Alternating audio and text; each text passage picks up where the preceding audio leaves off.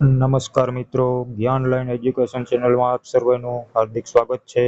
તો આજે આપણે અંતિમ 15 દિવસનું પુનરાવર્તન માટેનું આયોજન રજૂ કરવાના છીએ.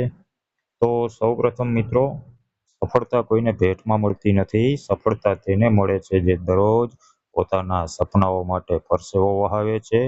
પોતાને દરરોજ કહો, હું કરી શકું છું, હું દરરોજ આગળ વધી રહ્યો છું, મારી મહેનત ક્યારેય વ્યર્થ નહીં જાય. યાદ રાખો, પરીક્ષા માત્ર જ્ઞાનની નથી, પરંતુ ધીરજ, શિસ્ત અને સતત પ્રયત્નોની પણ છે. માટે જય હિન્દ. સફળતા તમારી રાહ જોઈ રહી છે. તો આપણી પરીક્ષાના અંતિમ 15 દિવસ માટેનું ડે ટુ ડે આયોજન આ મુજબનું છે. તો સૌપ્રથમ દિવસ 1 થી 3, જેમાં તમારે ગુજરાતી વ્યાકરણ, સમાસ, સંધિ, અલંકાર, છંદ, રૂઢિપ્રયોગો, કહેવતો અને શબ્દ સમૂહ પર ખાસ ફોકસ આપવાનું છે. આ પહેલા 3 દિવસ માટેનું ગુજરાતી વ્યાકરણ.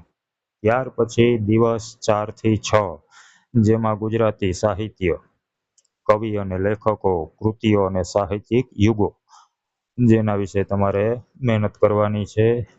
ત્યાર પછી દિવસ 7 થી 9, જેમાં આવે છે ભાષા શિક્ષણ, ભાષા કૌશલ્ય, પાઠ આયોજન, મૂલ્યાંકન, NEP 2020 અને NCFના મુખ્ય મુદ્દાઓ.